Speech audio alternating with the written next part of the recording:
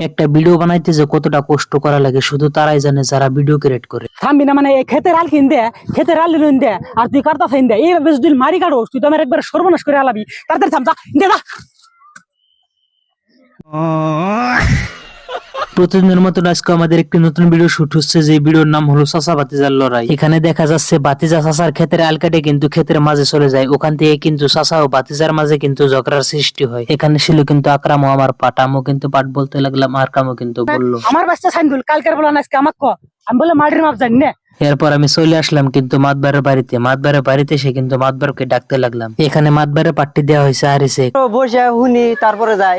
আরিসে কিন্তু তার পাট্টি একবারে মজা ভাবে করলো। আমার ভাতিজা যে ক্ষেতের আল কাটছে, আমি চাচা হিসাবে কিন্তু মাতবার সাহেবকে কিন্তু সমস্ত কথা খুলে বললাম। এদিকে মাতবার সাহেবের অ্যাসিস্ট্যান্ট হিসাবে কাজ দেওয়া হয়েছে কিন্তু ছোট বাচ্চা হুক্কুকে, সেও কিন্তু তার পাট্টি মজা ভাবে করলো। আর এদিকে কিন্তু খেতে যাওয়ার জন্য রওনা দিল, আর ওই দিক থেকে কিন্তু আর কাম আসলো। আর এই পাট্টি নেওয়ার জন্য কিন্তু আমাদের মিনিমাম কিন্তু 20টা ক্লিপ নেওয়া হয়েছে। এখন হলো আরিজের পাট মাতবার হিসাবে সে কিন্তু এখন খেতে যাবে।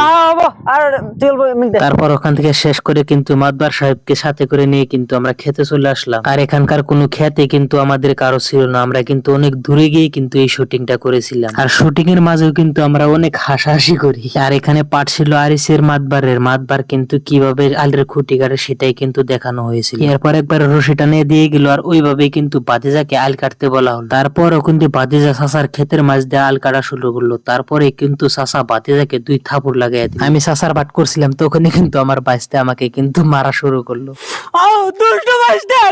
তারপর কিন্তু আমি কাঁদতে লাগলাম। তারপর কাঁদতে কাঁদতে কিন্তু আমি থানায় কেস করার জন্য চলে যাব। এদিকে সাইন্দুল ছিল বাইস্তার পাড়ে। সাইন্দুল কিন্তু অনেক ভয় পাইছিল যে আমি সত্যি সত্যি থানায় যাব, সেই জন্য কিন্তু সে মাতবার সাহেবের কাছে গেল যে মাতবার সাহেব কিন্তু আমাকে ঠেকাতে পারবে। এরপর দৌড়াইতে দৌড়াইতে কিন্তু সাইন্দুল মাতবার সাহেবের পাশে যাওয়া ধরলো। আর এখানকার পাটটা দেখেন, সাইন্দুল কিন্তু আর কামকে বলতাছে যে মাতবার সাহেব কোনে আছে। এই পাটটিও কিন্তু অনেক নিছিলাম। আর যাই হোক, এদের পাটটা কিন্তু সুন্দরভাবে করতে পারে। আর এরপর বাঁচতে কিন্তু মাতবারের কাছে গিয়ে অনেক টাকা দিল যে যেভাবে হোক আপনি কিন্তু আমাকে বাঁচান।